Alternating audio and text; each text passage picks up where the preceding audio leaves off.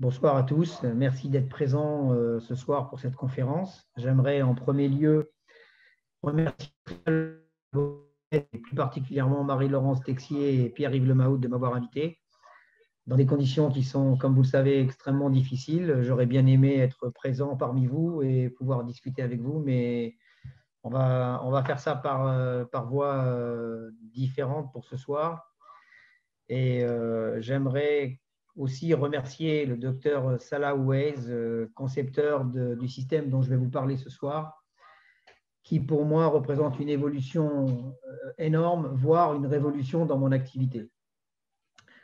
Alors, on rentre directement dans le vif du sujet et je vais donc parler des intérêts fondamentaux des forêts d'ENSA, sur les forêts d'ENSA qui appartiennent à la société Versa, dans 3 situations cliniques caractéristiques qui, pour moi, sont des situations parfois difficiles à traiter et que ce système a rendu extrêmement accessible et extrêmement facile. Extrêmement accessible surtout pour des praticiens qui veulent débuter dans la chirurgie, qu'elle soit implantaire, voire la chirurgie avancée, parce que ces forêts vont simplifier au maximum avec un côté safe, un côté sûr, ce genre de cas clinique. Alors, les différentes situations cliniques que nous allons rencontrer sont les suivantes. En premier lieu, on va parler d'ostéo-expansion et ou d'ostéocondensation d'un os de faible densité, os assez difficile à manier lorsque l'on fait de l'implanto. Ensuite, on verra la pose d'un implant dans le septum interradiculaire d'une molaire mandibulaire, caractéristique aussi d'une difficulté opératoire qui est rendue extrêmement facile grâce à ces systèmes. Et la troisième situation clinique, ce sera un sinus lift par voie crestale ou technique de Somers, une technique que l'on a souvent mis de côté parce que c'est une technique dite à l'aveugle, assez difficile à aborder avec des risques de déchirure de la membrane de Schneider. Et on verra ensemble que grâce à ces forêts, on arrive aujourd'hui à des résultats extrêmement positifs et avec très peu d'échecs sur ce genre de situation. Alors, en premier lieu, quand on parle de ces forêts, il y a 3 questions qui vont nous venir à l'esprit. La première, c'est simplement quand forer et quand condenser. C'est vraiment une question fondamentale de ce système. C'est une question qui répond par une courbe d'apprentissage, savoir quand nous allons être obligés de forer en fonction de la densité osseuse et quand nous allons être obligés de condenser justement en fonction de cette densité. Deuxième question qu'on va se poser, c'est quels protocoles chirurgicaux adopter lorsqu'on utilise les forêts d'ENSA? Comment allons-nous les manier? Comment allons-nous les rendre la situation la plus optimale possible avec ces forêts? Et la troisième question qui est extrêmement importante, c'est l'utilisation des forêts augmente-t-elle réellement le taux d'ostéo-intégration des implants? Est-ce que l'on gagne vraiment en ostéo-intégration grâce à ces forêts? Eh bien, le but de ma présentation, c'est de répondre à ces questions et de démontrer que l'utilisation de ces forêts va nous permettre d'abord d'augmenter le taux d'ostéo-intégration des implants, et ça, je vais essayer à travers ces 3 situations cliniques de vous le démontrer. Ça va nous permettre aussi d'obtenir des résultats plus linéaires, quelle que soit la chirurgie envisagée, mais aussi, et pour moi c'est fondamental, elle va nous permettre de simplifier l'acte chirurgical. Et là, j'aimerais faire une petite parenthèse sur cet aspect révolutionnaire de ces forêts. Lorsque moi, j'ai débuté l'implantologie et la chirurgie osseuse, il y a pas mal d'années, aux alentours de 30 ans, nous avions comme possibilité de greffer que l'os autogène. Donc, nous faisions des prélèvements extra- et intrabucaux, en particulier symphyse mentonnière, ramus, iliaque, voire pariétal. Et l'avantage de ces forêts, c'est qu'aujourd'hui, nous n'avons plus besoin d'aller chercher de l'os dans le corps du patient, mais d'utiliser ces forêts à bon escient avec des biomatériaux qui donnent des résultats tout aussi intéressants. Moi, aujourd'hui, j'ai simplifié au maximum ces chirurgies grâce à l'utilisation de ces forêts. Alors, à la technique de pose des implants, on sait qu'au début, au balbutiement de l'implantologie, les forêts standards étaient utilisées dans le sens horaire afin de percer l'os et de préparer le futur site implantaire. Et l'on passait des forêts de diamètre croissant jusqu'à arriver à la taille du corps de l'implant et visser notre implant dans un os préparé dans le sens horaire. Donc, ce qui est intéressant, c'est que lorsqu'on était en face d'un os très large et de bonne densité, l'utilisation dans le sens horaire s'avérait extrêmement efficace. Nous effectuons une préparation de l'os plus ou moins circonférentielle, donc plus ou moins précise. Il est sûr que cette préparation était praticien dépendant et aussi fonction de la qualité d'os que nous allons rencontrer. Mais souvent, on était confronté à un problème important lorsque l'on était amené à mettre des implants dans les secteurs maxillaires supérieurs, dans le secteur postérieur du maxillaire supérieur, car on était dans une situation où l'os de densité très faible, D4, on verra la classification après, ne permettait pas d'avoir une stabilité primaire voulue. Donc, on était dans une situation où il fallait essayer de condenser notre os au moyen d'éléments comme des ostéotomes et que l'on impactait dans l'os avec un marteau. Donc, dans une situation un peu compliquée pour le patient qui recevait des coups de marteau et qui n'était pas spécialement content de cette situation. D'autre part, lorsqu'on était en présence d'un os très fin, la pose de cet implant impliquait le plus souvent une greffe osseuse. Au départ, sur les premières chirurgies que j'ai effectuées, je faisais systématiquement des greffes en première intention, puis une pose d'implant. Et on va le voir après, que l'intérêt des forêts Densa de chez Versa, c'est surtout de pouvoir écarter l'os, augmenter son volume et pouvoir poser des implants dans de bonnes conditions sans avoir le plus souvent besoin d'un apport osseux sous forme de greffe. L'autre souci que l'on rencontrait, c'est que la découpe de l'os avec des forêts traditionnelles entraînait une vibration importante, une perte d'os par petits copeaux et une fenestration qui était souvent préjudiciable. Cette fenestration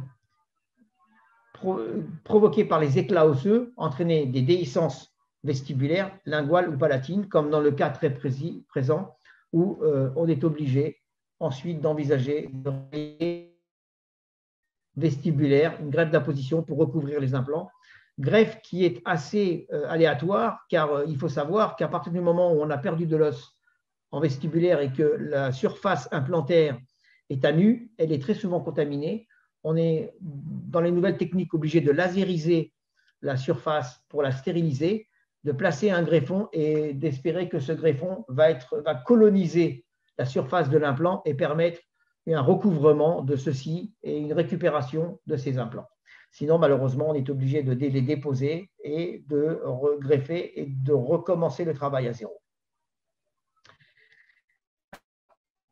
À l'inverse, l'utilisation des forêts Densa, et on va le développer au fur et à mesure, ça va nous permettre d'abord de modifier la densité de l'os par condensation, et ça c'est fondamental, de créer dans certains cas une expansion de l'os et ainsi d'augmenter la stabilité primaire de l'implant qui sera entouré, et là c'est vital, d'un os vivant, c'est fondamental parce que en fait notre philosophie a changé avec les années.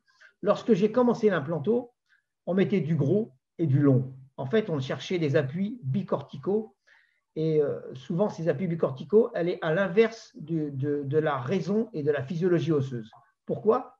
Parce qu'on sait aujourd'hui qu'un implant n'est viable qu'à partir du moment où il est entouré d'os spongieux, d'os vascularisés, donc d'un os vivant. Et on a donc changé notre fusil d'épaule pour aujourd'hui placer des implants moins longs, moins larges, mais que l'on va pouvoir placer dans ce que j'appelle moi l'os vivant, dans l'os spongieux, et assurer ainsi une plus grande pérennité.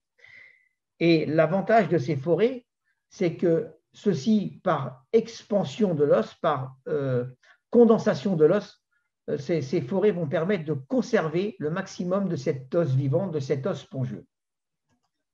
Alors, à partir de là, quels sont les types d'expansion lorsque l'on utilise ce type de forêt? Traditionnellement, les forêts tournent dans le sens horaire, comme on l'a vu précédemment, ils découpent l'os. Bien sûr, ils créent des copeaux osseux, et ces copeaux remontent le long des forêts et sont expulsés du fût implantaire. Et cette expulsion, malheureusement, est d'autant préjudiciable que cet os est perdu. Et cet os est perdu surtout quand nous sommes en présence d'un os de faible densité. Et à l'inverse, l'utilisation des forêts densa dans le sens anti-horaire, c'est là où est le génie du docteur Weiss, c'est que d'avoir créé un forêt qui tourne dans le sens inverse, sans abîmer l'os, ça va permettre à l'inverse de compacter cet os, de le coller contre les parois et d'augmenter sa densité. Et ça, c'est un point fondamental parce que dans de très nombreux cas, on est confronté à un problème d'hypodensité osseuse que l'on a du mal à gérer avec des implants, avec des forêts traditionnelles. Alors, il y a plusieurs techniques de forage. Il y a la technique du forage traditionnel, la technique du forage pyramidal, où on fait au fur et à mesure, on diminue la pénétration des forêts en fonction de leur diamètre croissant, mais on reste quand même sur des préparations aléatoires, sans avoir une véritable compaction de l'os, alors que les forêts densa dans le sens anti-horaire, eux, vont réellement compacter l'os. Autre point fondamental, on l'a vu précédemment, lorsqu'on est sur un os étroit, on est souvent contraint, dans une technique traditionnelle, de greffer pour augmenter le volume et permettre de placer un implant de diamètre convenable. L'utilisation des forêts densa, dans le sens antirotationnel, ça va nous permettre d'abord de repousser les parois osseuses vers l'extérieur. Ça va nous donner la possibilité de poser, comme je l'ai dit précédemment, un implant de diamètre convenable, même si l'état initial ne le permettait pas.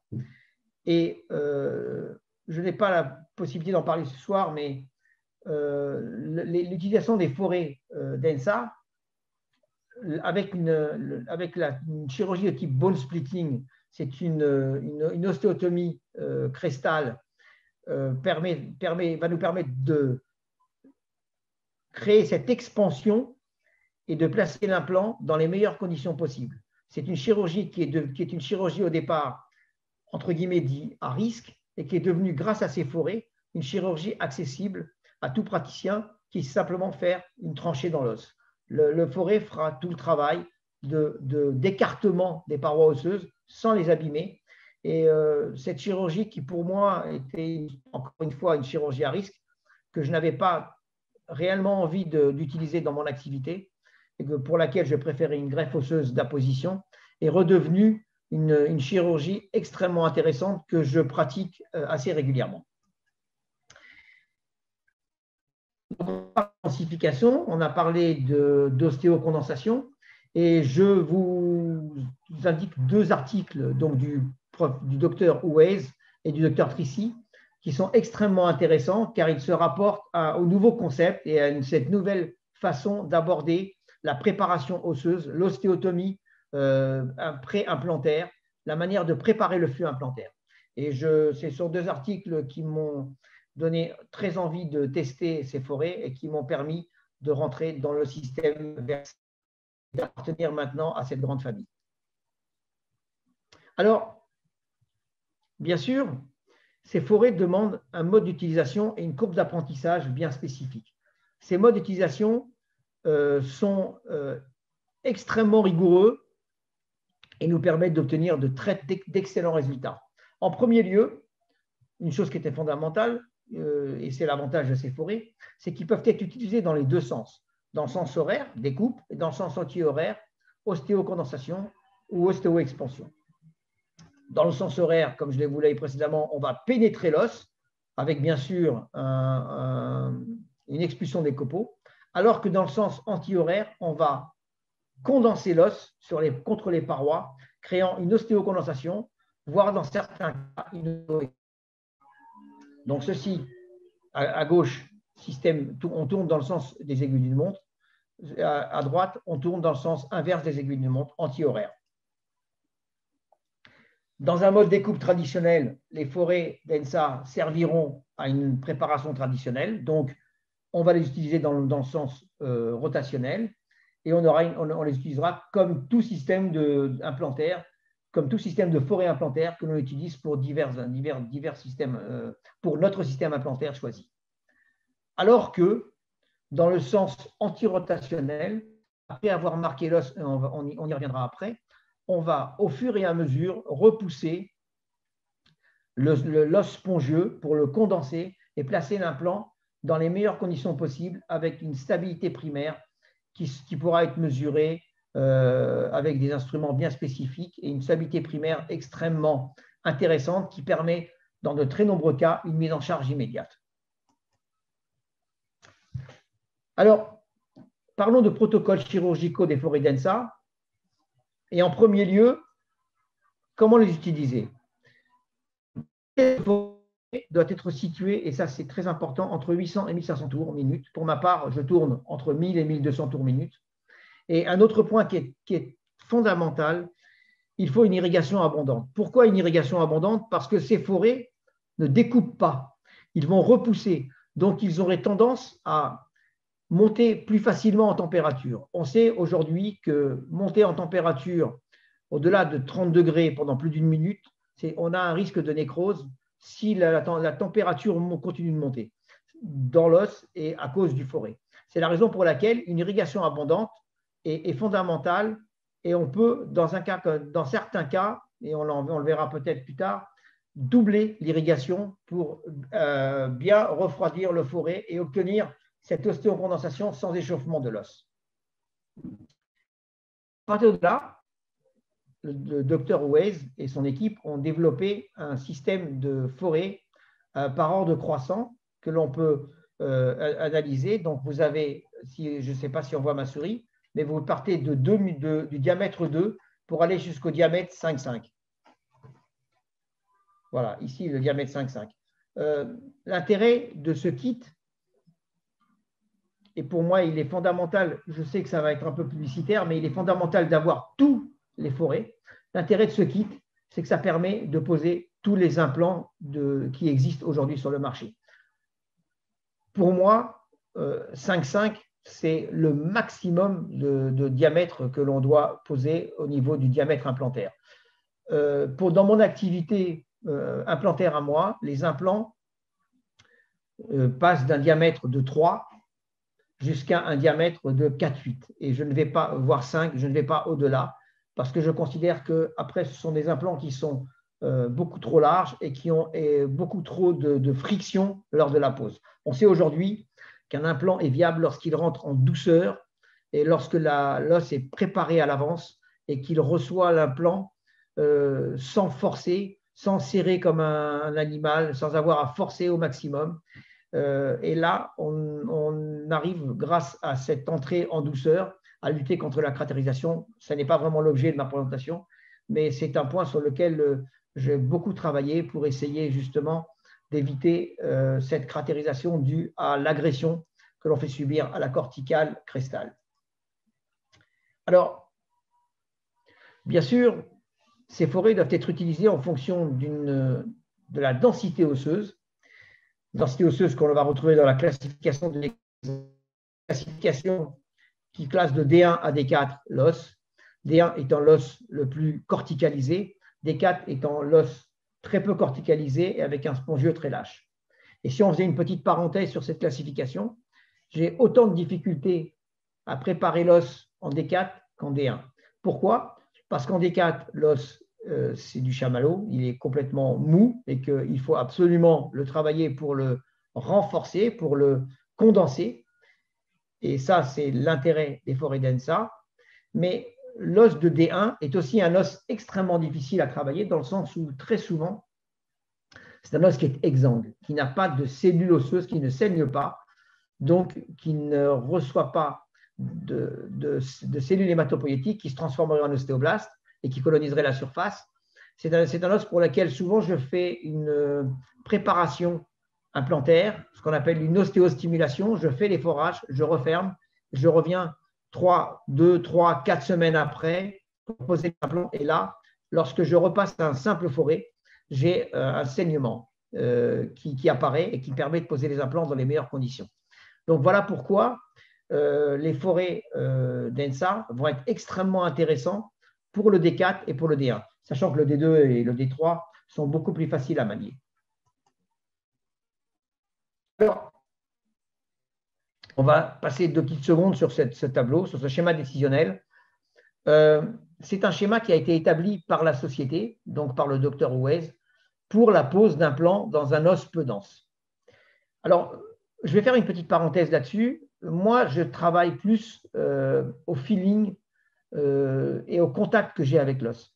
Lorsque on préconise de passer le 2 et le 3 pour un implant de 3,5, 3,7 ou 3,8, moi, j'aurais tendance à parfois laisser aller mon forage et choisir de passer plus de forêt que le 2 et le 3 pour parfaitement préparer mon os et bien le condenser. C'est un schéma qui a été bien réfléchi, mais qui peut être parfois assujetti à des petites modifications. Donc, c'est pour ça que je voulais vous en parler. Après, c'est une sensibilité que vous allez avoir lorsque vous allez poser vos implants avec ce système. C'est une sensibilité qui va vous permettre de passer d'un forêt à l'autre et de parfois rajouter un forêt supplémentaire par rapport à ce tableau, ce tableau et ce schéma décisionnel. Surtout qu'en plus, il y a un autre schéma pour l'os dense où l'on passe. Et encore une fois, je vais rajouter mon grain de sel. Moi, dans ce genre de cas, dans un os très dense, j'ai plus tendance à passer encore plus de forêts.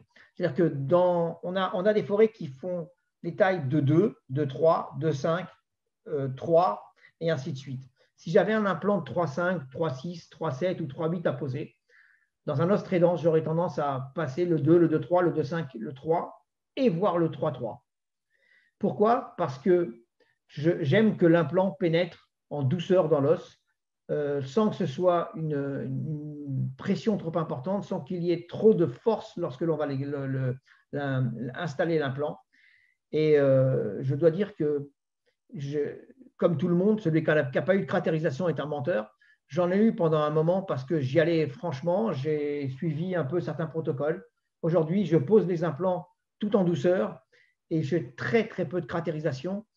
Et j'ai la chance d'avoir beaucoup d'ostéo-intégration parce que justement, encore une fois, je travaille au feeling. Et vous aurez, lorsque vous utiliserez ces forêts, vous vous rendrez compte que vous aurez une sensation digitale qui vous fera penser, là, je vais utiliser un forêt de plus ou je vais utiliser un forêt de moins. Voilà mon point de vue. Mais encore une fois, ces schémas décisionnels sont très bien réfléchis. Et il y a simplement une petite variation à faire par rapport au choix du diamètre des forêts. Alors, parlons de protocole de forage en fonction de la densité osseuse. On va parler d'un os peu dense, l'un D3, un D4. Comme pour toute chirurgie implantaire, on va marquer l'os avec un pointeur. Donc, vous avez sur la gauche le type de pointeur que vous allez utiliser, soit en pointe, soit d'un diamètre X en fonction du système que vous allez utiliser. Ensuite, vous allez utiliser un forêt pilote dans le sens horaire jusqu'à la longueur définitive. Cela peut être soit un forêt à vous de votre boîte de système implantaire que vous utilisez, soit le forêt 2 mm d'ENSA qui, dans le sens horaire, donne de très très bons résultats au niveau de la découpe. Et à partir de là, c'est là où va rentrer en compte la gestion du système de forage. Donc, on va tourner dans le sens anti-horaire d'un diamètre supérieur. Alors, vous pouvez passer du 2 au 2,3 ou du 2 au 2,5, voire au 3, ça dépend de la chose que vous allez rentrer. Et à partir de là, nous allons commencer à rentrer dans l'os suivant la technique du rebond pompage. Alors, qu'est-ce que la technique du rebond pompage? Qui va permettre de faire avancer le forêt dans la préparation osseuse. Donc, on rentre à l'intérieur. Dès qu'on sent que ça commence à coincer, on ressort pour diminuer la pression et on retourne à l'intérieur. On fait un rebond systématique et on pompe à chaque fois. Ne cherchez pas systématiquement à aller tout de suite à la longueur voulue. Pardon, parce que souvent, vous allez vous retrouver avec une surpression. Vous allez exercer une surpression sur l'os et ça, c'est plus ou moins préjudiciable. On va rentrer, sentir que l'on commence à coincer, on avance encore un petit peu, puis on ressort. C'est très important de bien sentir que la pénétration se fait tout en douceur. Autant l'implant doit rentrer en douceur, autant le forêt doit aussi rentrer en douceur jusqu'à arriver à la profondeur définitive. On va, suivant la même technique, passer les forêts croissants jusqu'à arriver à la taille du futur implant et on va poser l'implant. Et encore une fois, pour ma part, j'ai souvent tendance à passer le forêt qui correspond au diamètre de l'implant sans ces spires et laisser les spires simplement créer un autotaraudage dans l'os tout en douceur.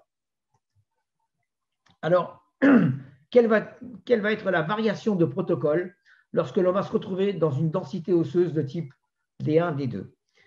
Ben, dans un premier temps, on va utiliser la même technique, on va marquer l'os, on va passer le forêt pilote d'ENSA ou le traditionnel dans le sens horaire jusqu'à la longueur définitive.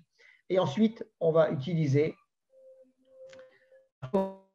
de diamètre supérieur dans le sens horaire en suivant la technique du rebond pompage. Mais quand l'os est trop dense, on va faire varier notre sens de rotation. On va repasser en mode horaire. On va pénétrer dans le flux implantaire parce que dans un os très dense, il faut savoir que souvent, les forêts d'ENSA, comme les autres forêts traditionnelles, ont tendance à bloquer. Donc, dans un sens, lorsqu'on utilise des forêts traditionnelles, on se tourne dans le sens horaire. Pour ressortir l'implant, on tourne dans le sens anti-horaire et ensuite on retourne dans le sens horaire. Mais là, on va faire l'inverse. On va rentrer dans l'os dans le sens anti-horaire, on va bloquer, on va passer donc dans le sens horaire, d'accord? On va aller jusqu'à la longueur voulue et sans ressortir de la préparation, on va inverser le sens horaire. Qu'est-ce qui va se passer en fait? Vont rester bloqués à l'intérieur, vont se coller contre l'os préparé et remplir, entre guillemets, pas remplir la cavité, mais repousser les copeaux en fond et sur les parois internes de la préparation du flux implantaire. Et donc, nous ne perdrons pas d'os. Et ça, pour moi, c'est fondamental. Voici le schéma décisionnel pour un os dense lorsqu'on fait densification et coupe. On va dans le mode densification et voyez, là, on va bloquer dans cette zone. Donc, en mode coupe, on va jusqu'à la longueur définitive et on inverse la rotation et on ressort en laissant les copeaux dans la préparation implantaire. On utilise la même technique avec tous les forêts et on pose l'implant. Il est sûr que travailler un os dense avec les forêts d'ENSA demande plus de complexité que la préparation de l'os et l'ostéodécondensation de l'os d'un os peu dense avec les forêts d'ENSA. Mais par contre, l'avantage, c'est qu'on garde la qualité de l'os que l'on est en train de préparer avec une densité maximale lorsque l'on pose l'implant. Question fondamentale, et je vais vous montrer des cas très intéressants. Pourquoi utiliser les forêts d'ENSA? Pour cette raison, voici un cas qui m'a été adressé, parce que lorsque le praticien a utilisé une technique de Somers, et comme on va le constater, il y a un implant qui s'est échappé, qui est dans le sinus, et là, on peut regarder, on peut voir ensemble, ici, vous avez une cratérisation, là, vous avez une perforation du sinus, là, vous avez une perforation du sinus, et là, vous en avez un qui s'est sauvé, sans compter la cratérisation du bas, mais ça, c'est une autre histoire. Donc, l'intérêt, c'est que lorsqu'on travaille en traditionnel, lorsque la technique de Somers n'est pas maîtrisée et que les forages sont réalisés en mode coupe, voilà ce que l'on rencontre. J'ai dû enlever un plan des deux sinus pour pouvoir refaire un travail. Comme vous pouvez le constater, cette patiente, lorsqu'elle est arrivée dans mon cabinet, avait un trouble au niveau de l'œil gauche, car son sinus était complètement plein et il venait comprimer le sous-orbitaire, le nerf, je ne sais pas si on va mesurer le nerf qui est ici.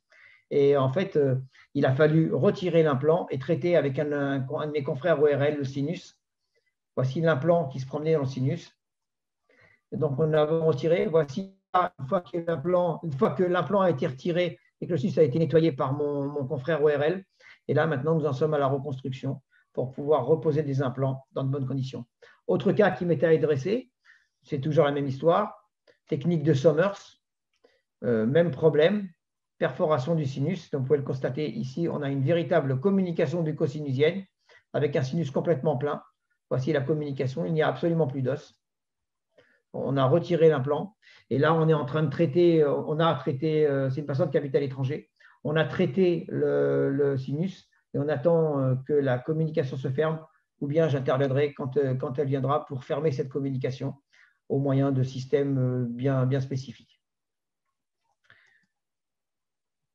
Autre problème que l'on rencontre régulièrement lorsqu'on utilise des forages traditionnels, quand on est trop proche de la corticale vestibulaire, on sait aujourd'hui que cette corticale vestibulaire est une vraie feuille de papier et que lorsqu'elle subit un stress, elle se délitère, elle se désagrège et l'implant se retrouve carrément à l'extérieur. Voici un cas qui m'a été adressé, où l'implant a été posé dans l'alvéole de la dent extraite. Cet alvéole aboutissait à l'extérieur de l'os, donc l'implant a été placé de manière trop vestibulaire et l'utilisation des forêts d'ENSA aurait permis de repousser cette corticale, de l'éloigner plus ou moins, de ne pas trop la stresser et on aurait pu conserver cette paroi osseuse qui est fondamentale.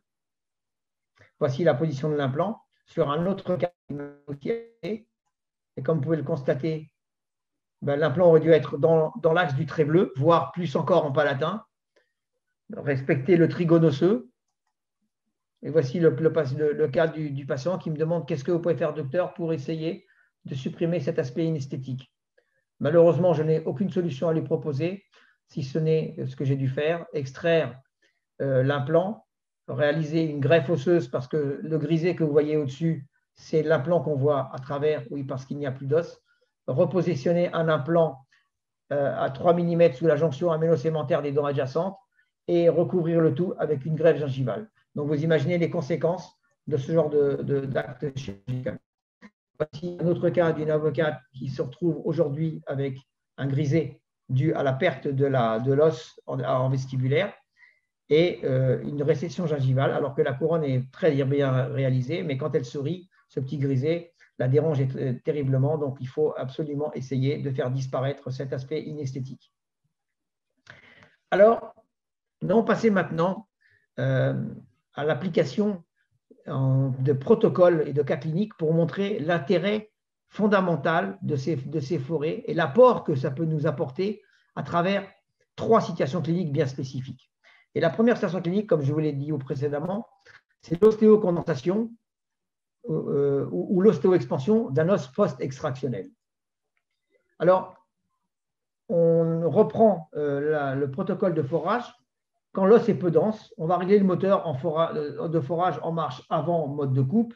On va commencer à faire avancer la fraise, bien sûr sous irrigation, en tournant pour moi entre 1000 et 1200 tours minute. On va faire avancer la fraise dans le flux implantaire jusqu'à parvenir à la profondeur souhaitée. Dans un os peu dense, on n'a pas de problème. On l'a vu précédemment, on n'a pas de problème de blocage. On va ensuite prendre un forêt de diamètre supérieur, le faire tourner dans le sens anti-rotationnel, anti-horaire, pardon, dans le sens inversé du sens du forage traditionnel. Et on obtiendra une ostéocondensation en suivant ce que j'ai dit précédemment, la technique du rebond-pompage. On va passer les forêts croissants et on va poser l'implant. J'ai repris un peu le protocole qu'on a vu précédemment. Et pour l'os très dense, on va reprendre la même technique, mais on va, à un moment, quand on va bloquer, passer en marche avant, rentrer à l'intérieur du fût, aller jusqu'à la longueur voulue, inverser le sens de rotation et ressortir pour que les greffons, l'autogreffe, restent à l'intérieur des parois du fût implantaire. On l'a vu précédemment, on tourne dans le sens inverse, puis dans le sens horaire, puis dans le sens anti-horaire.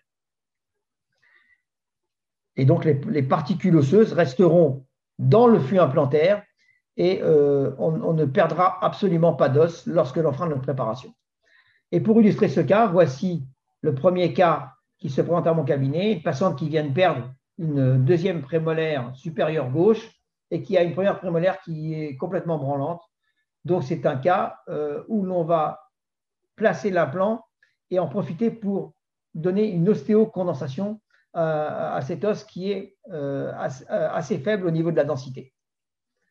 Voici le cone beam en post-extractionnel avec contrôle de la hauteur. On n'est pas embêté par la hauteur. On fait la planification implantaire pour deux implants, 24-25. Voici le cas de positionnement des deux implants. Pardon. On constate qu'il y a ici une petite pénétration dans le sinus, donc on va en profiter pour faire une petite Summers en même temps que l'on va placer les implants. Et vous constaterez que cet os est assez hétéroclite. Donc l'intérêt des forêts densa, c'est que dans un cas comme celui-là, les forêts vont rendre l'os linéaire au niveau de sa densité. Quand on regarde, je ne sais pas si vous voyez ma souris, mais quand on regarde cette zone ou cette zone-là, il y a une hypodensité. Et c'est là que l'implant va s'accrocher. Donc il est fondamental que l'on puisse donner une bonne densité de manière uniforme à l'os tout autour de l'implant. Donc, première étape, on va marquer l'os. Et puis, on va commencer à faire passer les forêts en mode croissant. Contrôle du parallélisme. On passe les forêts. Et voici la préparation lorsqu'elle est terminée. On va poser les implants. Rajouter une petite greffe de jonction ici au niveau de la partie circulaire cristal des implants et on va fermer.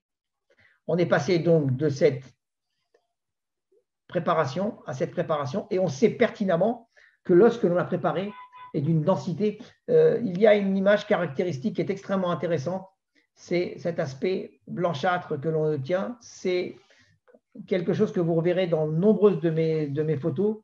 C'est la preuve de la densification de l'os. Et ça, c'est très important parce que ça veut dire que l'implant sera automatiquement dans un os extrêmement dense et prêt à recevoir de manière optimale l'implant. On a posé les deux implants et on fait un contrôle cone beam de ces implants et on voit la parfaite ostéo-intégration. À partir de là, nous allons réaliser la prothèse. Je travaille exclusivement en CFAO, en numérique. Donc, je prends l'empreinte avec une caméra. J'en ai plusieurs au cabinet. Je prends l'empreinte avec une caméra et je réalise ensuite. Voici la qualité de la gencive et la densité de l'os que nous avons obtenue. Là, nous avons réussi à faire non seulement une ostéocondensation, mais aussi une petite ostéo-expansion. 2 piliers personnalisés réalisés en titane nitruré et 2 couronnes bien blanches comme elle le voulait, parce qu'en fait, ma collaboratrice ensuite va lui faire des facettes sur les autres dents. Donc, nous sommes partis sur une couleur très claire à la demande de la patiente. Et voici le résultat, une fois le travail terminé. Régénération des papilles au fur et à mesure. Donc, on est passé de ce type de cas à cette chirurgie esthétique. Le résultat voulu. Alors, on peut faire aussi… alors, excusez-moi. L'intérêt de ce système, c'est qu'il va nous permettre de faire ce qu'on appelle le tout en un. Et c'est pour ça que je voulais m'attarder un peu sur ce cas-là, parce que c'est vraiment un cas que j'aurais traité de manière différente il y a quelques années. En clair, c'est une patiente qui perd sa prémolaire. Et comme vous allez pouvoir le constater, voici le cas avec l'implant, la patiente a perdu beaucoup d'os en vestibulaire. C'est un cas, il y a quelques années, que j'aurais traité d'abord par une régénération osseuse, voire un sinus lift, et pour lequel j'aurais attendu la régénération pour placer l'implant. Pourquoi? Parce qu'il est plus difficile d'obtenir une stabilité primaire en forage traditionnel qu'avec des forêts densa. Et là, je me suis permis de faire tout en un. J'ai placé l'implant, j'ai fait une petite Summers et j'ai recouvert la fenestration avec de l'os. Et regardez le résultat obtenu. Je n'ai malheureusement pas eu le temps de vous mettre le cone beam qui a été réalisé dernièrement de contrôle, mais le résultat est exceptionnel. On a une vraie densité osseuse qui s'est formée en vestibulaire et un vrai petit dôme dans le sinus. Et là, je me suis permis de tenter sur 3 mm de stabiliser l'implant. J'avais une stabilité optimale. Donc, tout s'est très bien passé et l'ostéo-intégration est parfaite. J'ai donc pris ensuite l'empreinte avec la caméra. On m'a ébauché la morphologie de la future couronne. Voici le cas initial. La vis de cicat est en place. Contrôle de la cicatrisation et mise en place de la couronne transvissée au niveau de cette prémolaire. Et donc, pour ce faire, je vais vous montrer un petit film très rapidement qui va illustrer les possibilités de stabilité primaire d'un implant, même dans un cas de fenestration importante.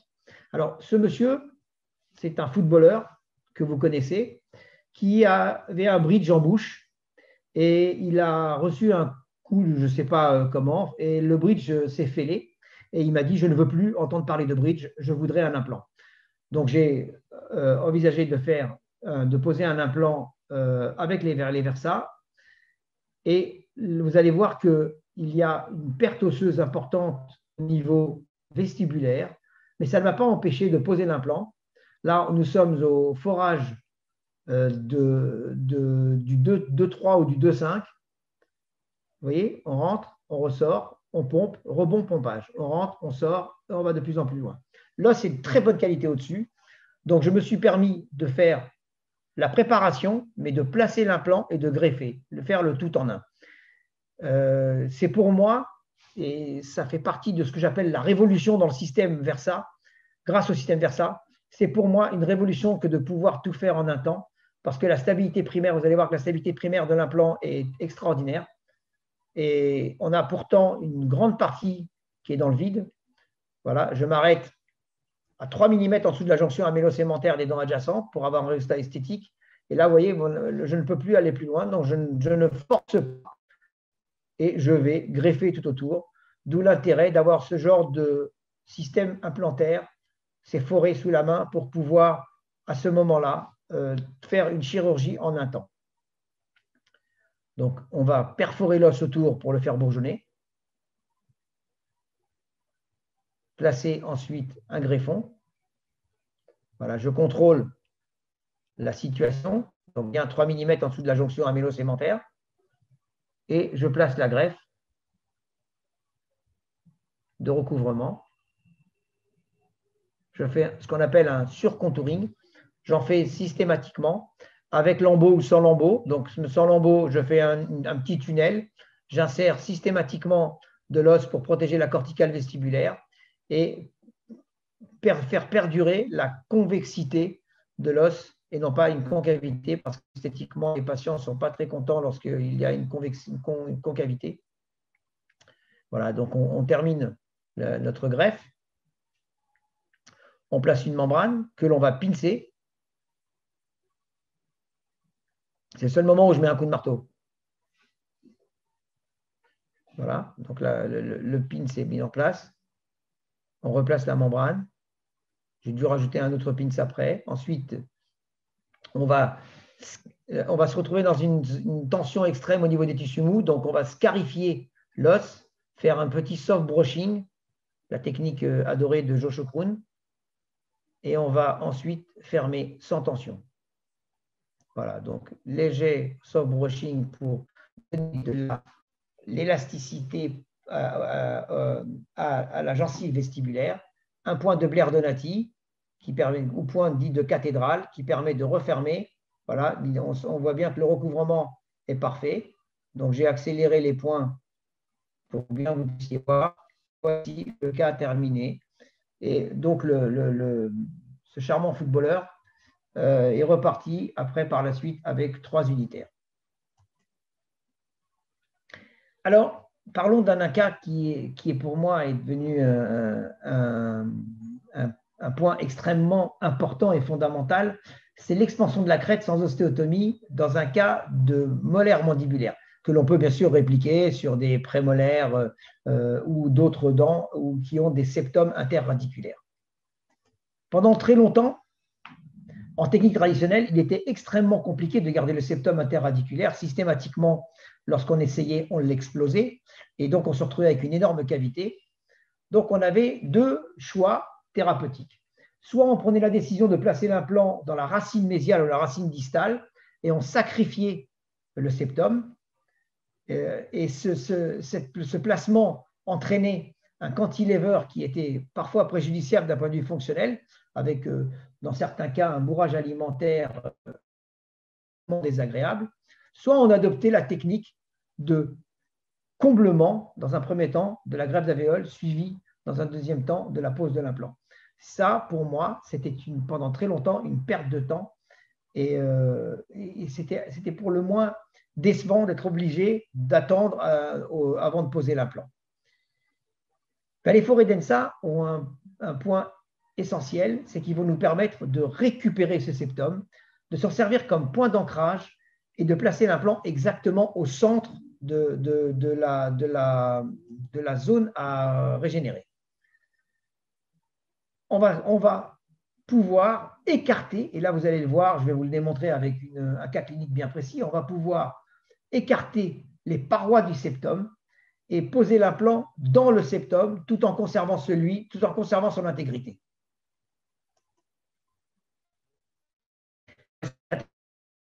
Patiente à qui j'ai fait un sinus lift au maxillaire et qui malheureusement perd sa molaire mandibulaire gauche par atteinte de la bifurcation et parce qu'il y a une fracture, une fêlure à l'intérieur. Donc, vous voyez, vous constatez qu'il y a une perte osseuse importante. Donc, on fait la planification en plaçant l'implant dans le septum et on va, au fur et à mesure, écarter ce septum. On part donc de ce cas clinique avec atteinte de la bifurcation, extraction,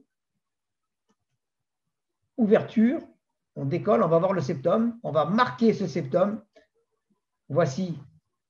J'ai passé une pointe, puis le forêt de diamètre 2 dans le sens anti-horaire, bien sûr. Et on va, au fur et à mesure, en faisant pénétrer des forêts de plus en plus larges, obtenir cette préparation.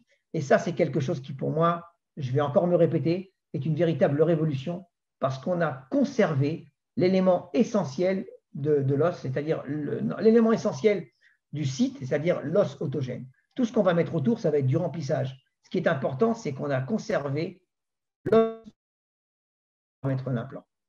Je place l'implant, comme je vous l'ai dit, je fais du remplissage, et puis là, je vais utiliser une pièce spécifique qui s'appelle l'Ifysio, que certains connaissent.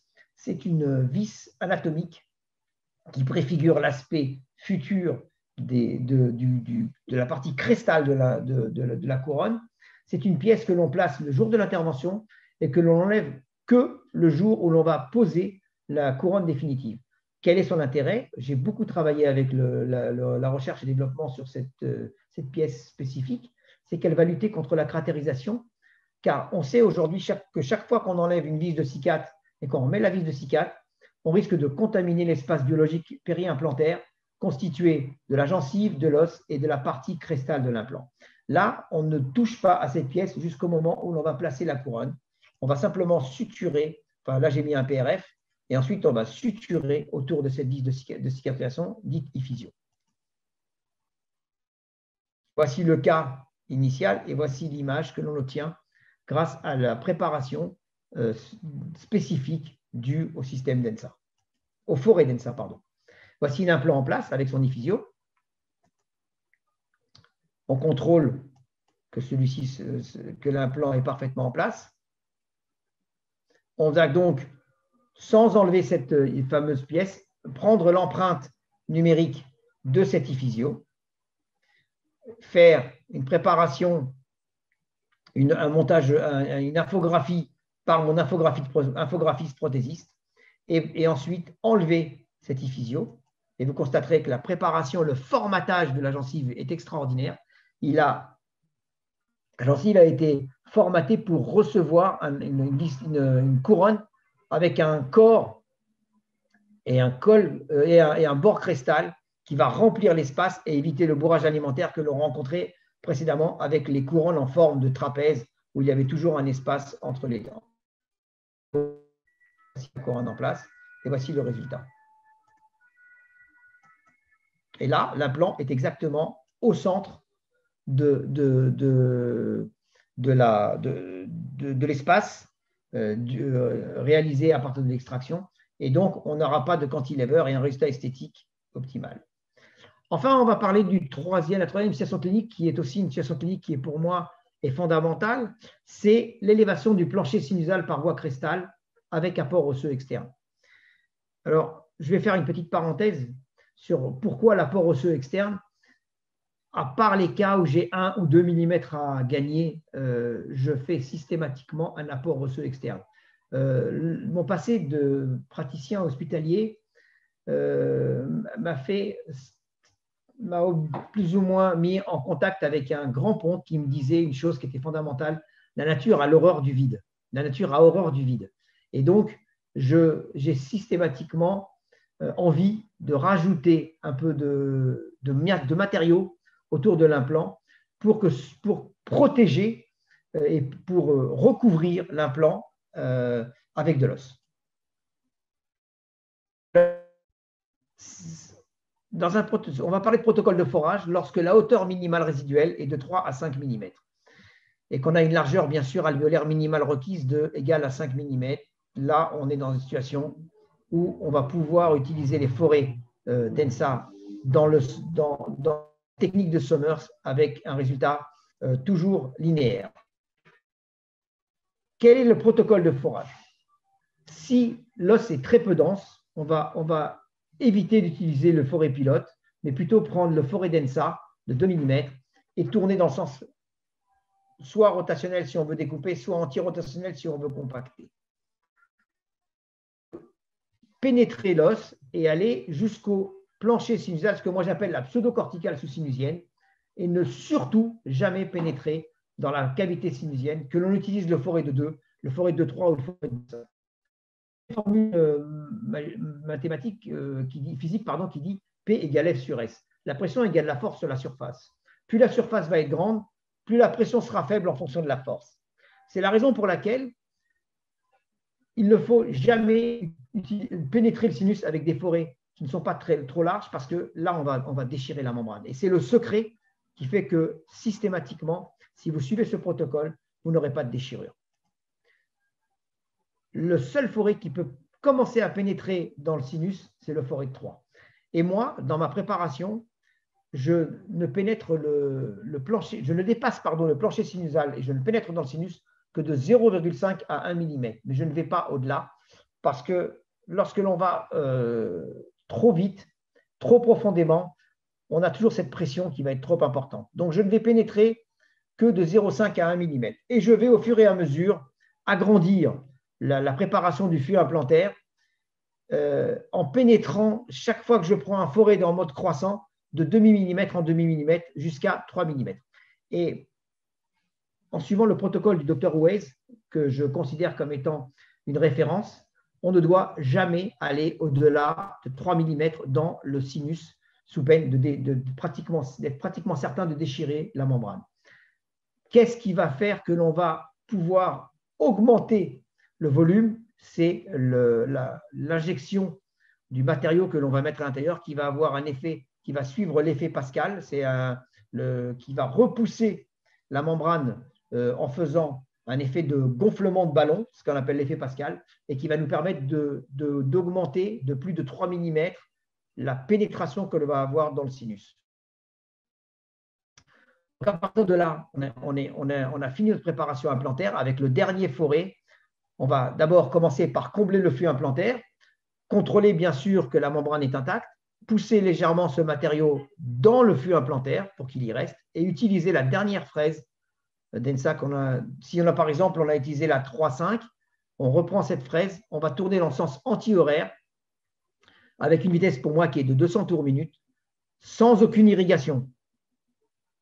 De manière à, comme on va tourner dans le sens inverse et qu'on va repousser les éléments, on va repousser la greffe dans la cavité qu'on a créée en dessous de la membrane de Schneider. Et au fur et à mesure, on va renouveler ce compactage pour soulever de plus en plus loin, pour repousser de plus en plus loin la membrane de Schneider et remplir cet espace avec un biomatériau. Voici le cas illustré. Donc, première étape, on va donc pénétrer préparer notre fût implantaire en s'arrêtant au niveau de la corticale, la pseudocorticale, puis pénétrer avec le forêt de 3 dans le sinus et avancer au fur et à mesure. Injecter la greffe. Une fois que la greffe a été injectée dans le fût implantaire, réutiliser le dernier forêt à 200 tours minute dans le sens anti-horaire sans irrigation et repousser le matériau. Et voici un cas qui illustre bien cette technique chirurgicale. Bon, c'est un patient qui a déjà beaucoup d'implants et qui veut remplacer sa deuxième prémolaire en supérieur gauche. Et on va analyser son volume osseux.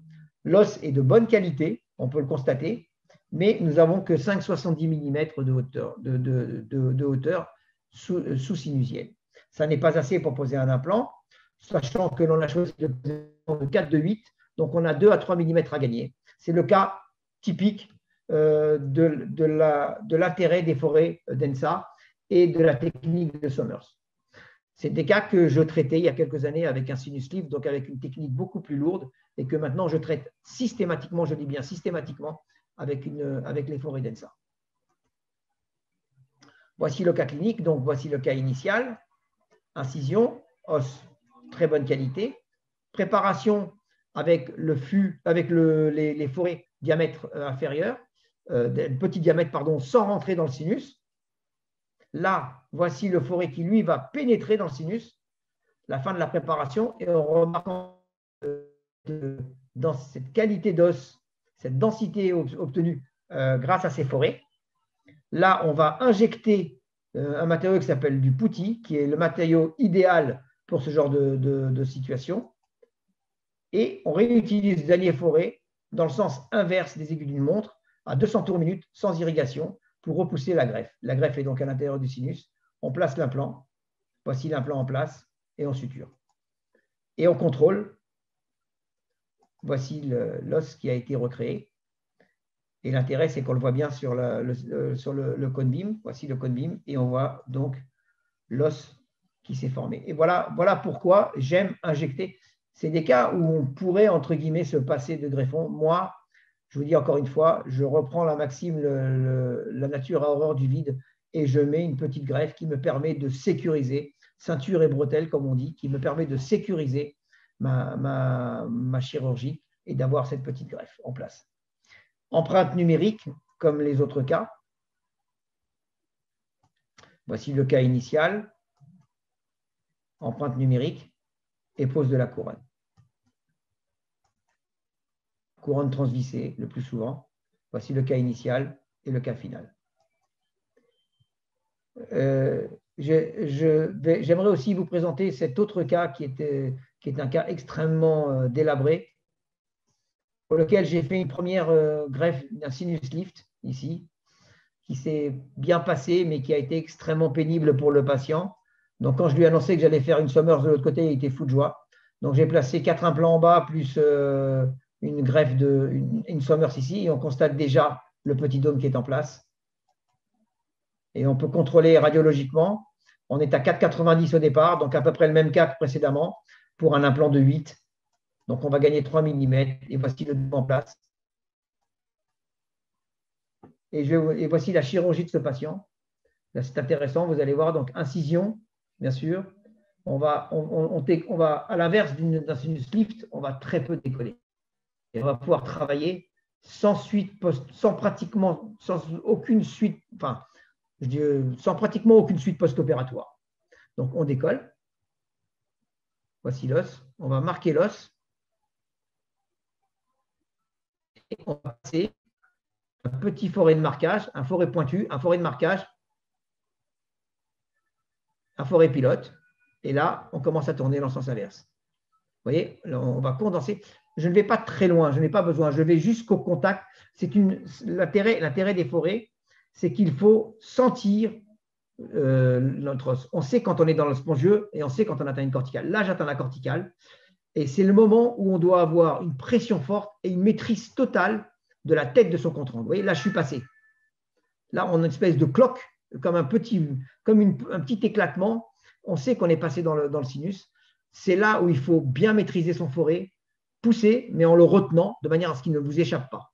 Et là, vous voyez, je suis à le premier trait et le trait de 8 mm. Et vous allez voir que je vais l'atteindre au fur et à mesure en agrandissant, en ostéocondensant, en créant une ostéo-expansion et en même temps un gain en hauteur. Je contrôle l'intégrité de la membrane, ça c'est fondamental.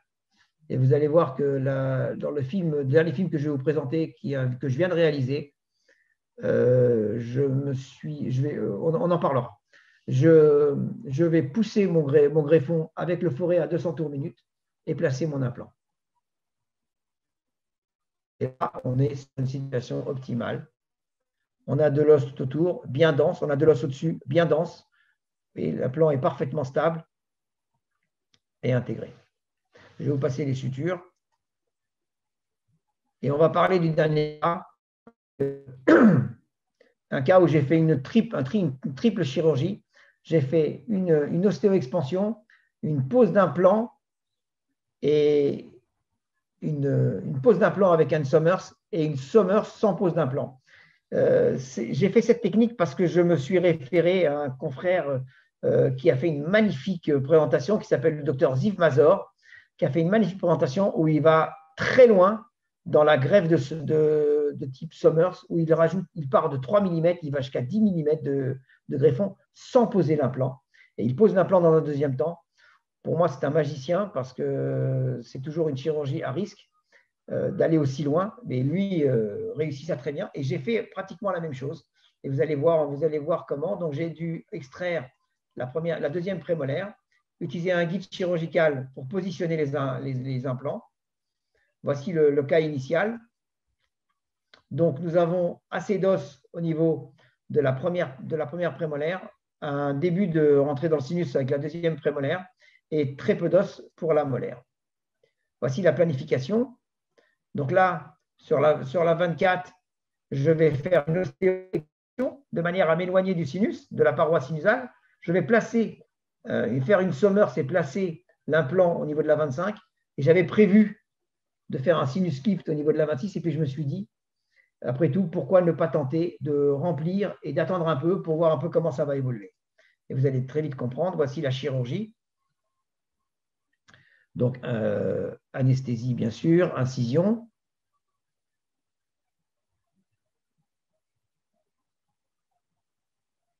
On va décoller. Je marque le premier implant. J'ai une petite technique, en fait, pour être toujours à bonne distance par rapport à la dent adjacente, c'est que j'utilise une spatule de bouche de 3 mm. Bon, c'est des détails, on aura peut-être l'occasion d'en reparler. Vous voyez, mon forêt rentre très bien dans l'os. Je l'ai bien condensé.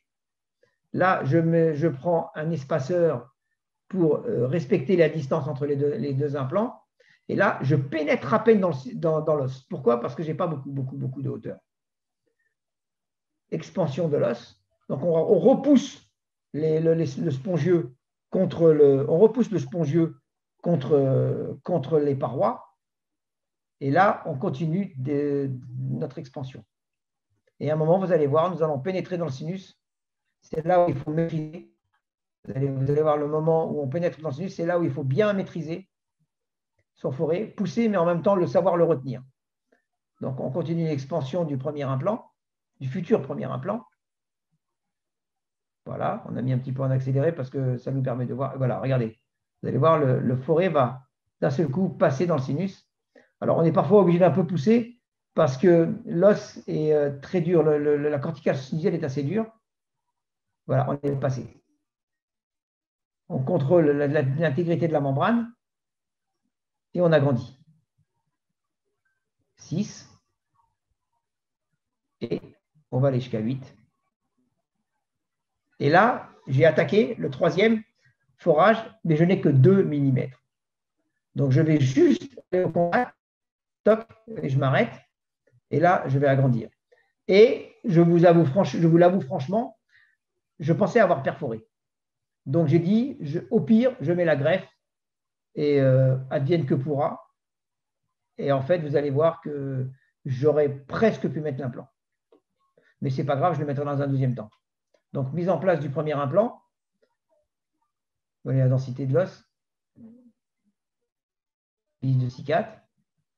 Poutis dans le fût implantaire. Injection dans le sinus avec le dernier forêt en mode rotatif.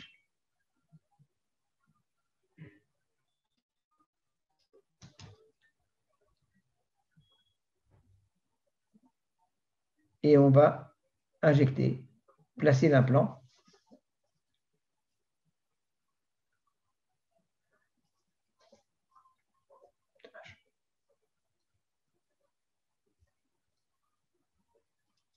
Voilà, donc je place. Ouais, je vois ça, je vois pourquoi.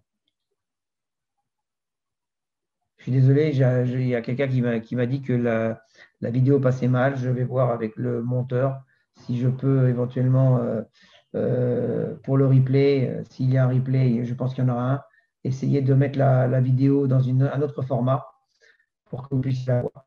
Je vais juste terminer sur ce cas. J'ai juste greffé et ça va me permettre. Alors, l'avantage de ce système, et je trouve ça génial, et ça m'arrive très souvent, c'est que je peux y retourner et faire une Summers sur une Summers. En clair, si je n'ai pas assez d'os pour poser mon implant, j'aurai une base pour accrocher mon implant et je vais continuer de monter au fur et à mesure sans aucun risque. Voilà, la suture est terminée. Voici le cas, voici le cas avec les deux petits dômes, comme on peut se constater ici. On a un petit dôme là. On va revenir en arrière. On a un petit dôme ici. Et là, on a un autre dôme qui s'est formé à côté de ce pic. Je ne veux pas mettre l'implant là. Moi, je veux mettre l'implant dans ce secteur-là. Mais j'ai au moins 5 à 6 mm qui vont me permettre, dans un deuxième temps, de poser l'implant en resummerisant, si je peux dire, le site pour pouvoir placer mon troisième implant. Alors, en conclusion, je dirais que a démontré que l'os autogène, c'est bien sûr le gold standard. Et sa perte, c'est une perte considérable, surtout lorsque le forage sont faits dans le sens horaire. C'est la raison pour laquelle, comme je l'ai dit précédemment, l'utilisation des forêts DENSA, ça va représenter une énorme évolution, ça c'est très important, dans la conservation du capital osseux résiduel. Leur utilisation a permis de rendre l'acte chirurgical non seulement plus aisé, mais aussi plus précis, le rendre beaucoup plus linéaire, beaucoup plus facile à utiliser, surtout, et ça c'est un point très important, je pense aux débutants qui ont toujours une appréhension par rapport au cas clinique que je vous ai présenté. Avec les forêts DENSA, on a aujourd'hui une plus grande sérénité et donc un taux de réussite plus important. Je voulais vous remercier de votre attention et vous indiquer que si vous êtes intéressé, je réalise dans mon cabinet des formations au système DENSA. J'ai la chance de pouvoir opérer et de retransmettre dans une salle dédiée pour que vous puissiez voir une intervention, que l'on fasse un petit débriefing sur les différents cas cliniques, parce que j'en ai beaucoup dans différentes situations cliniques, pas seulement celles que je vous ai présentées, et surtout manipuler le système avant d'en faire l'acquisition, de manière à se sentir plus à l'aise lorsque vous le ferez dans la bouche de vos patients. Merci de votre attention. Nous allons passer maintenant aux questions. Alors, je vais reprendre ça rapidement en partant depuis le départ.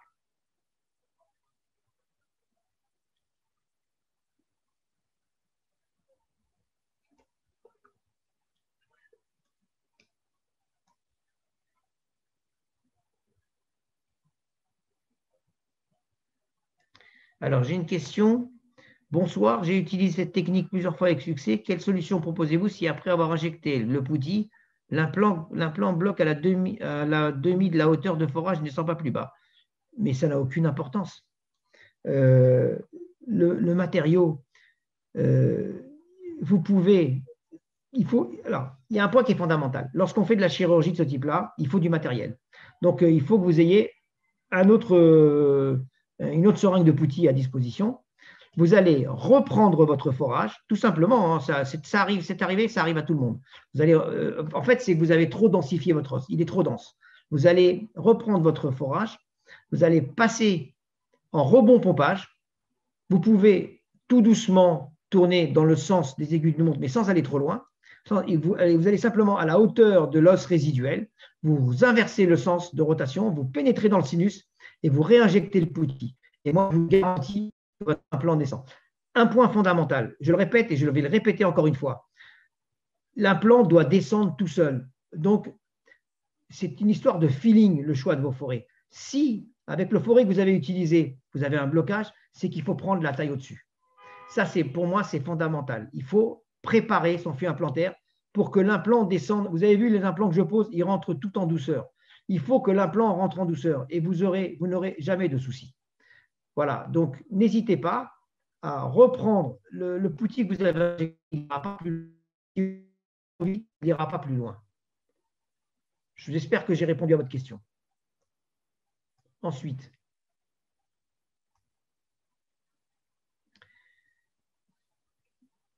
le poutis, c'est un matériau qui est commercialisé par le laboratoire PRED, qui est fabriqué par Ostéobiol, qui est un matériau exogène d'origine xélographique, et qui a un avantage, c'est que c'est une pâte qui durcit.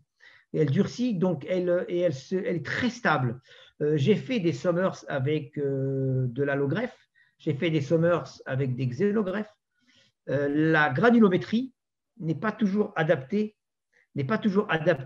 à ce type de chirurgie. Alors que cette pâte, comme vous avez pu le constater sur mes clichés radio, crée un véritable dôme. Le fameux effet Pascal va partir dans tous les sens et va permettre à l'os va permettre à créer un dôme et permettre de recréer de l'os tout autour de l'implant. Et ça, c'est fondamental. Pas seulement au-dessus, pas sur un côté, mais tout autour de l'implant. Et ça, c'est le plus important. Dans le protocole Versailles, acide greffé. Alors voilà, c'est une très très bonne question. C'est la question que je voulais qu'on me pose. Comment dire? Sans s'opposer au bon Dieu. J'ostéodensifie systématiquement mes sites greffés. Voilà. Ça, c'est ma technique chirurgicale. Lorsque je n'ai plus qu'1 ou 2 mm d'os, et j'en ai beaucoup malheureusement, de cas qui me sont adressés, je fais un sinus lift traditionnel. Et ce sinus lift traditionnel, parfois, lorsque je le contrôle radiologiquement, je ne le trouve pas assez dense. J'en ai fait hier encore une où j'ai posé les implants. L'os n'était pas top. D'accord? Même s'il a été boosté par des PRP, même si j'ai mis des PRF, enfin, je fais beaucoup de techniques à base de prélèvement sanguin. J'ai tendance à vouloir recondenser, mais dans la limite du raisonnable. C'est-à-dire qu'en fait, je ne vais pas aller trop loin dans la condensation parce que l'os existe déjà et que le fait de le perforer, d'y pénétrer, c'est l'agresser, mais aussi le biostimuler. Donc, il va répondre en saignant et ce sang va recréer une vascularisation à l'intérieur de l'os et donc une néoformation osseuse d'un os de très bonne qualité. Donc, pour moi, je n'hésite absolument pas à redensifier.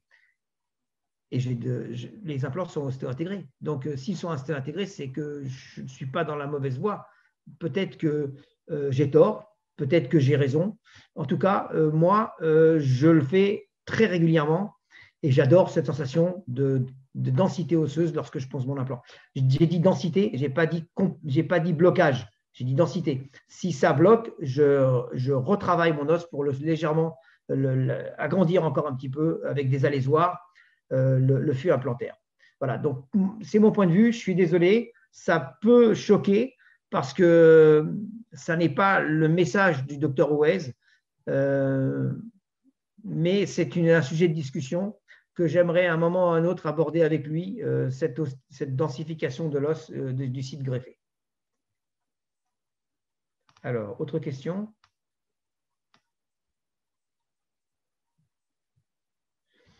Vous dites de ne pas forcer lors de la mise en place de l'implant. Quel torque final maximal va vous autoriser? 40 à 60. 40 à 60 newtons.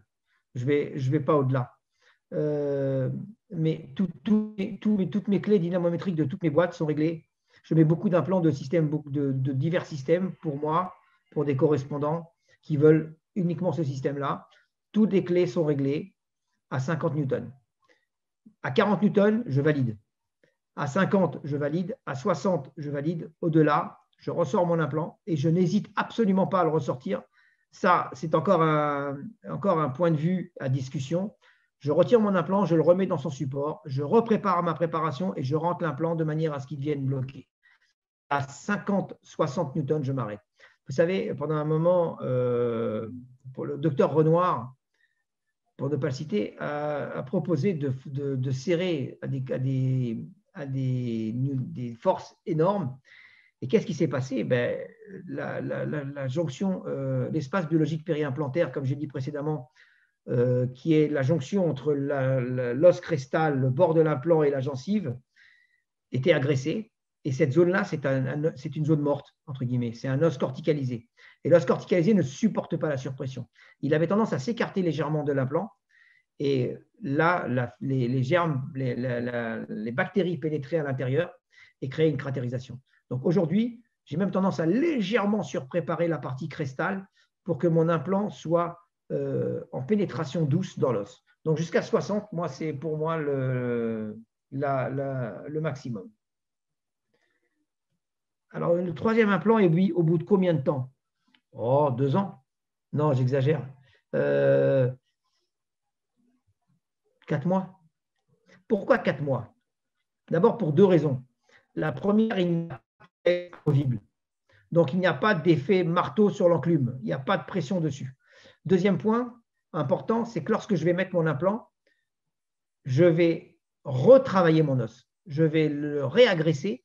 Il va répondre. Ça revient à reprendre ce que j'avais dit tout à l'heure, quand j'ai dit que j'ostéodensifiais. Je vais pousser mon os à l'intérieur et le condenser à nouveau, voire faire une expansion supplémentaire. Donc, je préfère intervenir assez rapidement avant qu'il y ait une phase de cicatrisation trop avancée. Vous savez, quand j'ai commencé l'implantologie, je vous l'ai dit, il y a 30 ans, on faisait une greffe, on attendait 9 à 12 mois, on mettait l'implant, on attendait 6 mois, on mettait la dent. Le patient, il pouvait se suicider entre-temps.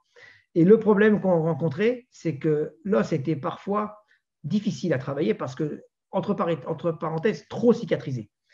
Et j'aime bien quand l'os est cicatriciel, c'est-à-dire que quand il est en phase de cicatrisation, parce qu'on peut placer l'implant et avoir une réponse osseuse, à la condition sine qua non, bien sûr, qu'il n'y ait pas une prothèse de type prothèse amovible ou stélite. Là, ça change la donne, j'attends un petit peu plus longtemps. Mais il faut aussi savoir qu'après la phase de cicatrisation et la phase de condensation et de résorption, et la pneumatisation du sinus fait que a tendance à diminuer en volume et qu'on n'en a plus assez. Donc, c'est la raison pour laquelle, chaque fois que je peux intervenir, j'interviens à 4 mois. Sinon, j'attends 6 mois avant de mettre le troisième implant. Voilà. Ensuite, ne pensez-vous pas qu'il est plus sécurisant de poser un implant à apex arrondi avec la technique du soulevé par voie crestale que d'utiliser un implant conique et autotarodant qui sont plus agressifs? Alors, la réponse est dans la question.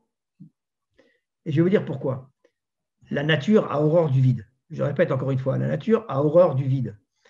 Pourquoi? Parce que moi, je vais injecter un matériau. Le matériau est un matelas entre l'implant et la membrane de Schneider. Donc, je n'ai aucun risque de léser la membrane. Alors, paradoxalement, si j'ai 2 mm à gagner et que je ne mets pas de greffe, parce que là, il n'y a pas besoin, franchement, en 1 ou 2 mm, il n'y a pas besoin, je vais mettre un implant à apex arrondi. Ça, ce n'est pas faux, parce que c'est plus sécurisant. Mais de vous à moi, lorsque vous avez fait une bonne préparation, je souhaite que vous la fassiez et que vous utilisiez ces forêts et que vous découvriez un nouveau système, une véritable révolution. Lorsque vous allez faire cette préparation, vous allez éloigner la membrane de telle manière que vous ne pouvez pas l'agresser. Elle s'est gorgée de sang et de sérum phi et elle est gonflée comme un ballon. Et lorsque vous mettez l'implant, vous êtes toujours à distance de cette membrane qui vient ensuite, lorsqu'il y a cicatrisation, qui vient ensuite se coller sur la paroi, de la paroi externe de l'implant. Donc, c'est un sujet à discussion. Moi, je prends des implants coniques et autotarodants.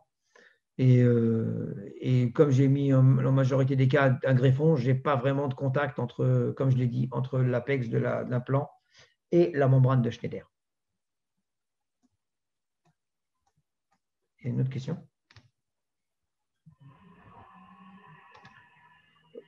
Je regarde. Voilà. Écoutez, j'espère que cette présentation vous aura donné envie d'aller plus loin dans le système. Je terminerai en disant, et je vais peut-être avoir l'impression de me répéter, que j'ai la chance d'avoir une expérience chirurgicale de plusieurs dizaines d'années. Et j'ai été comme un novice devant cette système. Et j'ai vraiment découvert un véritable plaisir et une nouvelle technique de forage qui m'a apporté énormément. Et je peux me répéter encore une fois, c'est une véritable révolution et une création de la part d'un génie comme le docteur Weiss qui nous apporte énormément. Je vois qu'il y a 3 nouveaux messages. Ah, ben c'est bien.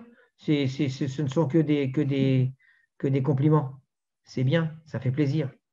Oui, donc pour terminer, je disais que par contre, si j'ai un conseil à vous donner, formez-vous.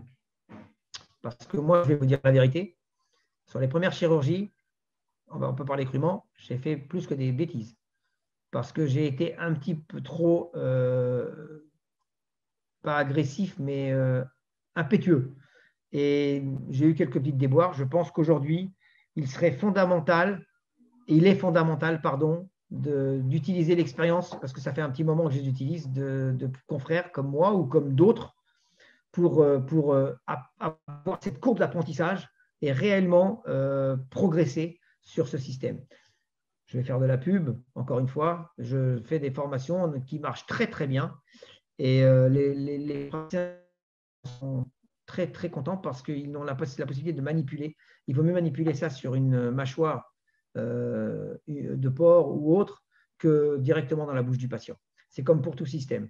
Il y a une courbe d'apprentissage, il faut bien la maîtriser. Et quand vous la maîtrisez, vous n'aurez que de très bons résultats. Voilà, merci à vous pour m'avoir écouté jusqu'au bout. Et puis, je vous donne rendez-vous dans d'autres lieux et en espérant qu'à un moment ou à un autre, on ait un contact visuel et qu'on puisse se débarrasser de ce maudit virus et que l'on puisse faire une véritable présentation dans une salle avec des vrais contacts. Voilà, bonne soirée à vous. À bientôt. Au revoir.